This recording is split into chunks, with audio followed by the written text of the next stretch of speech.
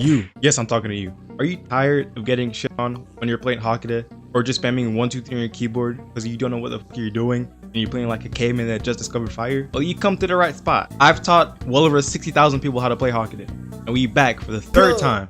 This time it's gonna be way more in depth. There's been a lot of new additions to Hakuda. There's 2 new Hakuda playstyles since the last time I made a video, and it's just gonna be way more in depth than my last videos. I'm also gonna break this video down into 5 key parts.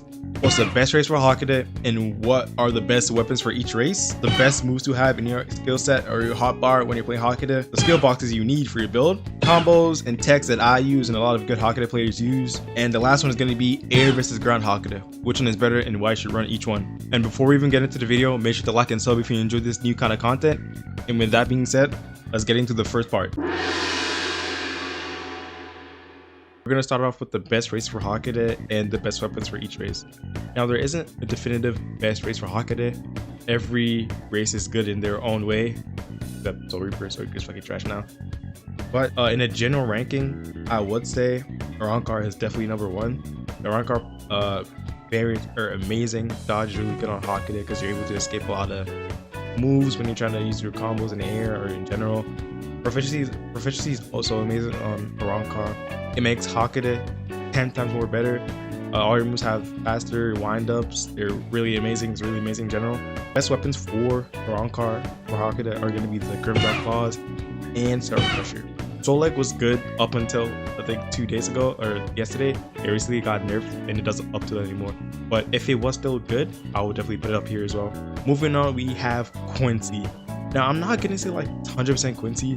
Not gonna lie, I was having a hard time getting my 2nd and 3rd place. It's between Quincy and Fullbringer, but I just have to edge over to Quincy simply because of Warden. Warden is such an amazing weapon, bro. Like, it has almost no windup. It's very like weird to try and parry your block. It's instant, and the pullback, the second part of the crit, is amazing. I use it a lot. I probably will make a video on it, my ground Hakuda video. It's really amazing for both ground and air, and it's definitely up there. Strips are also good as well. The strips for Quincy's are also good for Hakuda. We have Superstar, you have Power, we have Thunder, we have a lot. Wind is also really nice. So the weapons that are good for Quincy for Hakuda are going to be the Warden, Unstable, Karate, and Claws, Can Claws. Can Claws are okay, but I'll say my top 2 will definitely be Karate and Warden. Moving on to Fullbringers.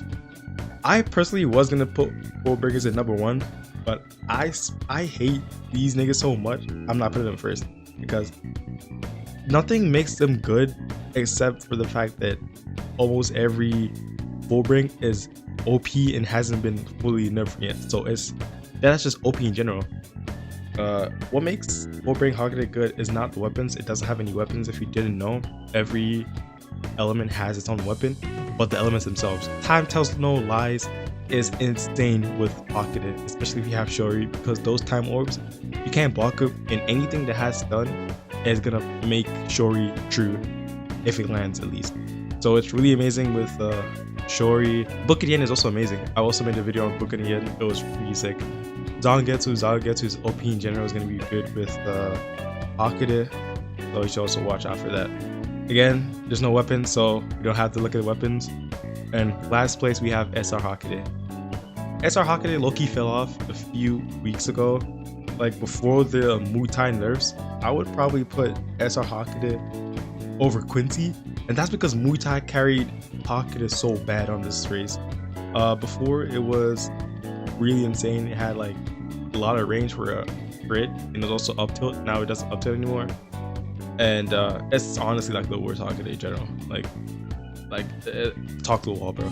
The best weapons for Hakuda and Soulreaper are gonna be your Formless, Wind Shunko, and Fire Shunko. There's no Thunder Shunko. Thunder Shunko is like pretty bad now. The Dummy's Guide crit, in my opinion, is like hot ass. You shouldn't be running that shit at all. Yeah, there's no reason to run Soulreaper Hakuda in general right now, I'm not gonna lie. Moving on, we're gonna talk about the moves you need when you're playing Hakuda. Now, to make it pretty straightforward, there's moves that are a must-have when you're playing Hakuda, and there's also moves that are optional but also pretty good. Now, the moves that are like a must-have are going to be Core Reach, Negation, Vine Rend. Absolute Defense is really good when you don't have your negation on. Whirlwind, it's really good because it's one of your only mobility options, and it's really good to like start combos with. Rising Shot, Pulse, and Demonic Embrace. Usually I wouldn't have Demonic Embrace anytime I was playing Hakuda, but I've been labbing with it, testing with it. It's really good, honestly, to start combos and to like stop moves your opponents are going to use. Then more of the optional moves are going to be Triple Striker, Ankle Splitter, Grand Entrance. Usually Grand Entrance is going to be a must-have, but like they remove the stun on it. It's not that good. It's good for like catching people off guard because it has like a pretty bigger hitbox than it actually seems. But right now, that's probably not as amazing, so I wouldn't say it's a must use. Then we're going to talk about skill boxes. Skill boxes are honestly dependent on your build and how you're going to be playing. Usually in my playstyle, I always like to go for a Gehenna Death Flare. Sometimes I go for Shori, but that depends on my sheet guys. So for example, if I'm running Creation, Duality, or something like Thunderbolt, because they have stun moves, I will run Shori, but it makes it easier to start combos with. But in general, the 4 skill boxes I'd always recommend going on Air Hakuda at least are going to be Gehenna, Death Flare, Shori, Confliction. You can always work around these 4 skill boxes. Earth Shatter, Shometsu, and Trinity are all good, but I'd personally say they're better for Ground Hakuda. I will be making a Ground Hakuda video sometime later, depending on how well I do with it, so stay tuned. So this is probably the most important part of this video, the combos and the Hakuda text. And the first thing I want to cover is Hakuda true combos. Now, to my knowledge from playing this game, there's honestly just one Hakuda true combo, and that's going to be anything after Spine Rend, to be honest. The main combo you always want to go for is Spine Rend, Negation, Gehenna. The reason it's true is because Spine Rend has enough stun to start another move without them being able to parry, obviously. So it's always good to know that any move is true after Spine Rend, so take that into account. And speaking of Spine Rend, the one tip I always say is to almost never start your air combos with Spine Rend. It's not a good idea unless they have hyper armor moves or you see they're trying to like hit you before you start your combos. So in case I showed it in this video, the only reason I start my combos with Spine Rend is because I'm using Devil X. There's a passive where if you use Devil X, it does the same thing with Spine Rend, where like if you hold M2 on X, it has enough stun to start Spine Rend. So I'm able to do more damage because I'm having 2 true stun moves back to back, so I can land a negation, Death Flare again, or whatever. So yeah, that's the only reason I use it. You don't want to use Spine Rend to start combos usually. One of the most important tips when playing Air Hakuda is to never use block breaks back to back. So for example, is if you guard break someone with Tor Reach on the ground, you never want to follow up with something like a Death Flare. What you're doing is you're limiting your combo potential, your damage, and it's honestly not a good way of playing Hakuda. One thing I always do is I follow up block breaks with non-block breaks. So for example, if I block break someone with Tor Reach on the ground, I'll follow up with a Spine Rend. That way I'm able to do more damage because, as we know, any move after Spine Rend is true. So if I do like a Tor Reach, block break into a Spine Rend into negation, if they fail to parry the guard break on Death Flare, you're able to start a new combo. So you can use like a pulse, you can use like a Gehenna, you can use any other thing. So the rule of thumb is always a guard break, a non-guard break, a guard break. And just want to take advantage of knowing what moves guard break or not. And another key tip is always feint Gehenna, or like try to fake Gehenna more than you think.